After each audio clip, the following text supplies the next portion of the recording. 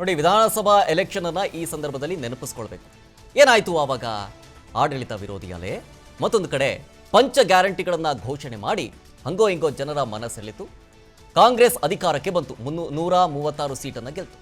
ಇದೀಗ ಈ ಪಂಚ ಗ್ಯಾರಂಟಿಯಿಂದಲೇ ಕಾಂಗ್ರೆಸ್ಗೆ ಸಂಕಷ್ಟ ಎದುರಾಗ್ತಾ ಇದೆಯಾ ಅನ್ನುವಂಥ ಪ್ರಶ್ನೆ.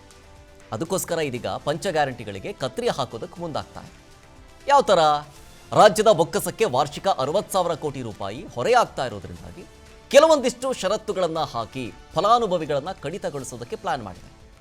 ಈ ಸಂಬಂಧ ಕೆಲವು ಹಿರಿಯ ಸಚಿವರು ಹೈಕಮಾಂಡ್ ಮುಂದೆ ಈ ಬಗ್ಗೆ ಪ್ರಸ್ತಾಪವನ್ನು ಕೂಡ ಮಾಡಿದ್ದಾರೆ. ಶ್ರೀಮಂತರು ಕೂಡ ಗ್ಯಾರಂಟಿಗಳ ಲಾಭವನ್ನು ಪಡೆದು ಅದರ ವಿರುದ್ಧ ಮಾತಾಡ್ತಾ ಇದ್ದಾರೆ.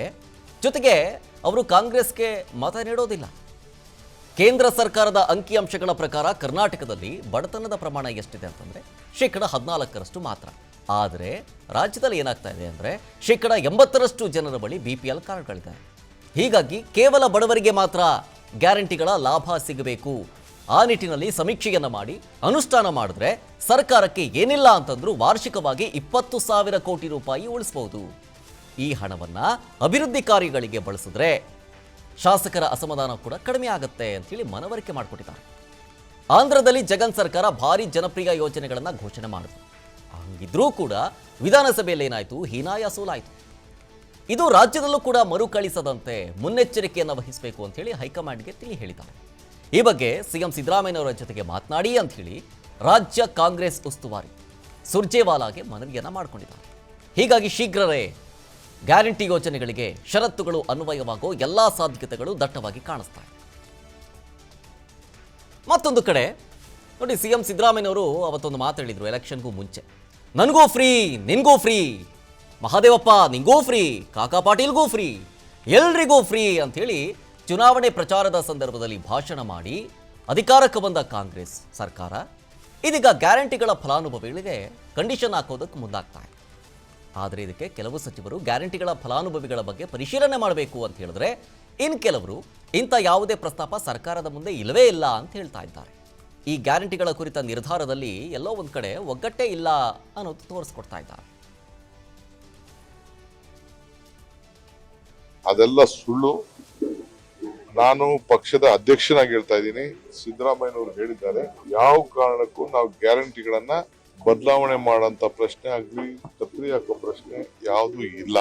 ಆದಾಯ ಹೆಚ್ಚಿಗೆ ಇರೋಂಥವ್ರು ಕೂಡ ತೆಗೆದುಕೊಳ್ತಾ ಇದ್ದಾರೆ ಅಂತೇಳಿ ಕೆಲವು ಕಂಪ್ಲೇಂಟ್ಸ್ ಇದೆ.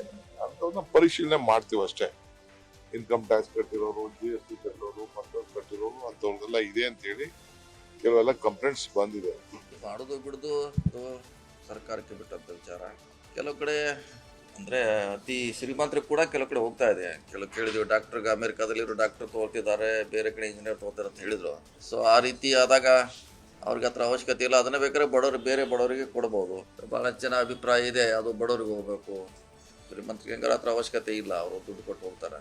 ಸೊ ಅದನ್ನು ಆದಷ್ಟು ಬಡವ್ರಿಗೆ ಕೊಟ್ಟರೆ ಒಳ್ಳೇದಂತ ಆತಲ್ಲಿ ಚಿಂತನೆ ನಡೀತಾ ಇದೆ. ಮಾಡ್ಬೇಕಾದ ಅದನ್ನು ಸರ್ಕಾರ ಚಿಂತನೆ ಮಾಡ್ಬೇಕಷ್ಟೇ. ಅದು ಎಲ್ಲ ಕಡೆ ಚರ್ಚೆ ಇದೆ, ಅದು ಆ ಥರ ಆಗ್ತಾ ಇದೆ. ಅದು ಬಡವ್ರಿಗೆ ಸಿಗಬೇಕಂತ ಭಾಳ ಜನ ಅಭಿಪ್ರಾಯ ಇದೆ. ಯಾಕಂದ್ರೆ ನಮ್ಮಲ್ಲಿ BPL ಸುಮಾರು 82% ಅದು ನಮ್ಮ ರಾಜ್ಯದಾಗ. ನಿಜವಾದಂಥ BPL ಯಾರಿದ್ದಾರೆ ಅವರಿಗೆ ಸಿಗಬೇಕು. ಅನವಶ್ಯಕವಾಗಿ ಯಾರು ಈಗ ನನ್ನಂಥವ್ರು MB ಪಾಟೀಲ್ BPL ತೊಗೊಂಡಿದ್ರೆ ಅಂಥವ್ರಿಗೆ ಯಾಕೆ ಕೊಡಬೇಕು ಅನ್ನೋದೊಂದು ಒಂದು ಚಿಂತನೆ ಭಾಳಷ್ಟು ದಿವಸ ಇದೆ. ಯಾಕಂದ್ರೆ ನಮ್ಮಲ್ಲಿ ಅಲ್ಲಿ ಇಲ್ಲಿ ಮಾತಾಡುವಾಗ ನಮ್ಮ ಶಾಸಕರುಗಳಿರ್ಬೋದು ಅಥವಾ ನಮ್ಮ ಕಾರ್ಯಕರ್ತರಿರ್ಬೋದು ಅವರೆಲ್ಲ ಹೇಳ್ತಿರ್ತಾರೆ. ಎಲ್ಲ ನೋಡೋಣ, ಅದ್ರ ಬಗ್ಗೆ ಇನ್ನೂ ಚರ್ಚೆ ಸರ್ಕಾರದ ಹಂತದಲ್ಲಿ ಚರ್ಚೆ ಆಗಬೇಕಲ್ಲ. ಸಾರ್ವಜನಿಕವಾಗಿ ಅಲ್ಲಿ ಇಲ್ಲಿ ಯಾರು ಮಾತಾಡ್ತಾರೆ, ಆದರೆ ಸರ್ಕಾರದ ಹಂತದಲ್ಲಿ ಚರ್ಚೆ ಆಗಬೇಕಲ್ಲ. ಯಶಸ್ವಿಯಾಗಿ ನಡೀತಾ ಇದೆ, ಜನ ಭಾಳ ಖುಷಿಯಾಗಿದ್ದಾರೆ. ಹೀಗಾಗಿ ಈ ಎಲ್ಲ ಗ್ಯಾರಂಟಿಗಳು ಮುಂದುವರಿತವೆ ಅನ್ನುವಂಥ ಮಾತನ್ನು ಹೇಳಲಿಕ್ಕೆ ಬಯಸ್ತೀವಿ. ಭಾಳ ಜನ ಬಂದು ಮುಖಂಡರುಗಳು ಹೇಳಿದ್ರು, ಮನೆ ಮುಖ್ಯಮಂತ್ರಿಗೆ, ಉಪಮುಖ್ಯಮಂತ್ರಿಗಳಿಗೆ, ಇಲ್ಲ ಸರ್ ಈ ಗ್ಯಾರಂಟಿಯಿಂದ ಏನು ಉಪಯೋಗ ಆಗಲಿಲ್ಲ, ಇದು ತೆಗೀರಿ ಅಂತ. ಇಲ್ಲ, ಯಾವ ಕಾರಣಕ್ಕೆ ನಾವು ಪೊಲಿಟಿಕಲ್ ಲಾಭಕ್ಕೋಸ್ಕರ ಈ ಗ್ಯಾರಂಟಿಗಳು ಕೊಟ್ಟಿಲ್ಲ, ಬಡವರು ಒಳ್ಳೆಯದಾಗಲಿ ಅಂತ ಕೊಟ್ಟಿರೋದು. ಯಾವ ಕಾರಣದ್ದು ನಿಲ್ಸಕ್ಕೆ ಪ್ರಶ್ನೆನೇ ಬರಲ್ಲ ಅಂತ ನೇರವಾಗಿ ಹೇಳಿದೆ. ಫೇಕ್ ಯಾವುದಾದ್ರೂ ಇದ್ದರೆ ನೋಡಿ ಅಂತ ಅದರ ಒಂದು ಅಭಿಯಾನ ಹಮ್ಮಿಕೋತಾ ಇದ್ದೀವಿ ಹೊರತು ಮಾನದಂಡಗಳನ್ನು ನೀನು BPL ಕಾರ್ಡಿಗೆ ಚೇಂಜ್ ಮಾಡೋದು ಯಾವುದೇ ಚರ್ಚೆ ನಡೆದಿಲ್ಲ. ಇಲ್ಲ, ಪರಿಷ್ಕರಣೆ ನಂಗೆ ಗೊತ್ತಿಲ್ಲ. ನಾನು ಮಿಸ್ಯೂಸ್, ಪರಿಷ್ಕರಣೆ ಬೇರೆ. ನಾನು ಹೇಳೋದು ಮಿಸ್ಯೂಸ್ ಆಗಬಾರ್ದು ಅಂತ ಹೇಳಿ. ಅಲ್ಲ, ಅದು ಮಾಡ್ಬೋದು, ಮೆಕ್ಯಾನಿಸಮ್ ಇರ್ತದೆ. ಯಾವುದೋ ಒಂದು ವಿಚಾರನ ಎರಡೆರಡು ಕಡೆಗೆ ನಾನು ಅನುಕೂಲ ತಗೊಳ್ತಾ ಇರ್ತೀನಿ, ಅದು ಆಗಬಾರ್ದು. ಮನೆಗಳನ್ನು ಕೊಡ್ತಾರೆ, ಒಬ್ಬನಿಗೇ 2 ಮನೆ ಕೊಟ್ಟಿರ್ತಾರೆ, ಆ ಥರ ಆಗೋದಾಗಲಿ.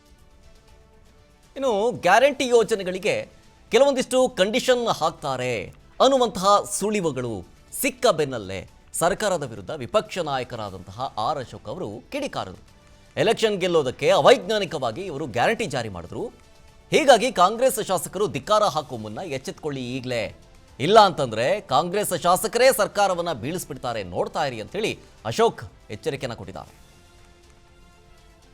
ಒಳ್ಳೇದು, ಕಾಂಗ್ರೆಸ್ ಅವರು ಈ ಮಕ್ವಲ್ ಟೋಪಿ ಏನು ಹಾಕಿದ್ರು ಇದು ಅವ್ರ ಬಣ್ಣ ಬಯಲಾಗ್ತಾ ಇದೆ, ಅವ್ರ ಕೈಲಿ ಕೊಡಕ್ಕೆ ಸಾಧ್ಯನೇ ಇಲ್ಲ ಪಾಪ. ಯಾಕಂದ್ರೆ MLA ಅವಾಗೆ ಈ ಸರ್ಕಾರಕ್ಕೆ ವಿರುದ್ಧ ಘೋಷಣೆಗಳನ್ನ ಕೂಗ್ತಾ ಇದ್ದಾರೆ. 1.5 ವರ್ಷ ಆಯ್ತು, ಒಂದೇ ಒಂದು ಅಭಿವೃದ್ಧಿ ಕಾರ್ಯ ಆಗ್ತಾ ಇಲ್ಲ. ಅಷ್ಟು ವರ್ಷ ಹಂಗೆ ಇರ್ತಾರೆ MLA, ಅದು ಕಾಂಗ್ರೆಸ್ MLA. ಅದರಿಂದ MLA ಈ ಸರ್ಕಾರಕ್ಕೆ ಧಿಕ್ಕಾರ ಹಾಕಿ ಕಾಂಗ್ರೆಸ್ ಪಾರ್ಟಿ MLA ಧಿಕ್ಕಾರ ಹಾಕುವಂತ ಸ್ಥಿತಿ ಬರಕ್ ಮುಂಚೆ ಎಚ್ಚೆತ್ತುಕೊಂಡ್ರೆ ಒಳ್ಳೇದು. ಇಲ್ಲ ಅಂತ ಹೇಳಿದ್ರೆ ನಿಮ್ಮ MLA ನಿಮ್ಮ ಸರ್ಕಾರವನ್ನ ಬೀಳಿಸ್ತಾರೆ. ಕಾಂಗ್ರೆಸ್ ಅವರು ಅನುಕ್ಷಣದ ಸುದ್ದಿಗಳಿಗಾಗಿ ವಿಸ್ತಾರ ನ್ಯೂಸ್ ಯೂಟ್ಯೂಬ್ ಚಾನೆಲ್ ಸಬ್ಸ್ಕ್ರೈಬ್ ಮಾಡಿ.